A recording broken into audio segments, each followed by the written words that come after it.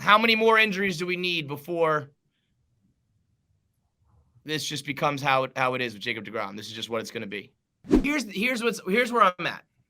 We are forever cursed. It's just we're going to find out if good old-fashioned U.S. American dollars can defeat a curse. Because I think Cohen was like, all right, let's go buy me a championship. And now he's even going to learn that this team is cursed and $300 million is not going to do it. So it's probably going to have to be $400 million. How much money do you need to defeat the dark arts, the black magic of the world? Because that's just clearly what's happening here. For Jacob to be as good as he is, as hardworking as he is, as, when you hear about Fernando Tatis breaking his hand on a motorcycle accident, that's part of like being a superstar, is being responsible and smart and good with your body. And so when a guy like deGrom, who does all that, still ends up on the shelf time after time after time, it has to be nothing more than pure good old fashioned the Maloik. I mean, we got a Maloik on us, and I wish so bad, and I don't see why he can't do it. Like his last quote, like, I'm really frustrated with this latest injury. I want a real deGrom reaction. I want to hear when he gets the results back and they tell him that it's some bizarre bone condition.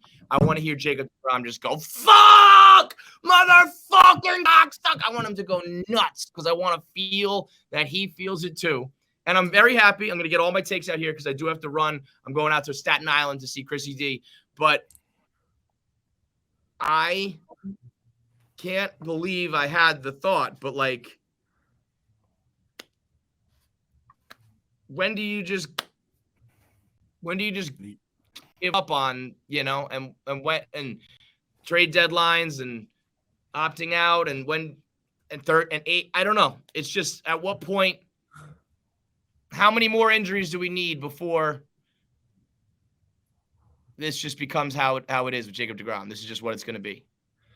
Oh, I thought you were talking about the big C. The big C word. That's where I thought he was going to. Like Kunseling is a fan. No. I'm talking. Well, I am kind of. This is the biggest of C's. This is the big C word. Oh, let's get one thing straight. If Jacob deGrom is out till after the All-Star break, we can go ahead and console. I'm talking about a big picture Jacob deGrom console, in the sense of like, he's snake bitten. He's injury. Like we have to be realistic at some point, don't we? Mm-hmm. And if you have this guy and he's said he's going to opt, there's probably still going to be people like, there's usually a point in every superstar's career where you have to make the hard decision, and people don't ever make the hard decision. They make the kind of hard decision. But do you sometimes make like the hardest decision and think about a guy who's into his 30s, who now is like, hasn't pitched for 2 years and isn't going to pitch for another 6 months. And like, as good as he is when he's on the mound, the best ability is availability. Like, when do you hit that point? I don't know. I know. Listen, because like, we're getting there. We don't want to say it, but as like if you're just being, I love the dude, and we're not that far removed from his greatness. We know his greatness is possible anytime he does take them out. We are not far removed from his greatness. We had the 15 starts last year, like a 1 ERA. Just to say we're going to get 15 starts this year after the All-Star break of 1 ERA. Yeah, you're right, and that's why like it's it's like done. But I'm wondering, like, if every year, if you get 15 starts from him every year and that's it for the rest of his career, is that okay? Is that okay for what we're gonna have to pay him this next 50 million? Yeah. It's not my. I'd rather have 15 starts of Jacob deGrom than like 30 of Rick Porcello or Michael Wacha, if that's the way. Well, yeah, and that's for certain. But one of those things where you know he's gonna get healthy and get right. I know. And this is the double-edged sword of the Mets, where it's like, you know how this story ends if we keep him. He's injury-ridden for the rest of his career. And you know how the story ends if we trade him. He bounces back, he's fine, and we're fucked. And that's just how it's going to go. So there's really no way out, because we are stuck in baseball hell/purgatory. It's not hell because we've got the greatest owner that anyone in the world could ask for, who's going to do whatever it takes or like whatever humanly possible. But it's baseball purgatory in the sense that, like, what do you do if you have the best pitcher on the planet, but he just can't get out there because of the most bizarre fucking set of circumstances? Listen, as a guy who has a whole fucked up, like, neck bone connected to the backbone, connected to the shoulder bone, did you even know what scapulas were going into this and scapular tightness? I know your fucking body is tattered. I was going to say, I'm so fucked up that I do, but I understand that, like, no one else on the planet does. But when I hurt my shoulder, I hurt everything. So I've heard all about scapulas and all that. But yes, like, no one else in the world is talking about, bone problems and scapulas in the whole fucking world. On the one hand, that makes me feel, like, good that it's not like, labrum, a Tommy John or something we know of. On the other hand, it's like, well, if we're just going to find a new thing to be injured, like, oh, good, it's not the elbow this time, but now we're onto the shoulder. And if it's the shoulder, it's going to be the forearm. And then the forearm is going to be the wrist. And I just wonder, like, he's still going to cost this is the worst. I hate to bring everyone down from the Mets Fans Anonymous, but in my mind, this is the worst timeline possible. It's the perfect storm because of what Meek said. We're barely removed from 15 starts of 1 ERA. But what is that going to cost you? And is it worth, if it's already bad in your early 30s, how much worse is it going to get in your mid and late 30s? The job has been, we got him on the cheap. So even when he was out, it was like, it was more heartbreaking, less frustrating. When we have to give him 250 over fucking 5 and he's not on the mound, that's going to be a killer. I mean, we can talk all we want about Cohen having the biggest wallet in the world, but if you're going to put like $40 million into deGrom, which is what he deserves when he's healthy and based on the past, but I don't know. I mean, that's where, and if we had one more season of this, let's say Jacob deGrom was out until the All-Star, let's say he was out to the trade deadline, right? And comes back and then pitches like Jake does, like lights out. And then we had another season of this where you get like Jake for like a month or two. Would you be like, all right, would that be enough for you to be like, we've had 3 straight seasons of him being injured. This is just who he is now. It's not unprecedented. Like, Verlander, this happened to. And then Verlander left Detroit, and then he went to the Astros, and he was the old Verlander again for another 2 or 3 years. And it's like, if it was the same injury every single time, then I'd be like, okay, like, this isn't going to end well. But it's always something completely fucking different with him. So, like, they can't pinpoint when it's going to come up.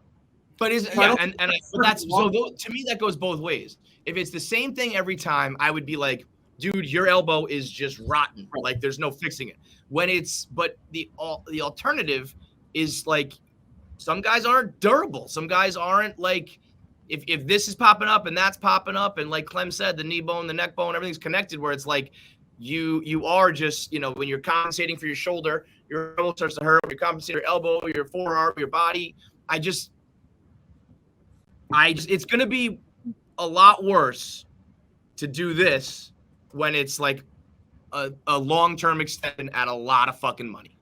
The only thing I can say is maybe like it's just the reality we're going to have to deal with is we're paying the Jacob deGrom tax the rest of our life, which is in addition, we'll be paying the Uncle Stevie. Where it's like, we're just going to pay him $50 million.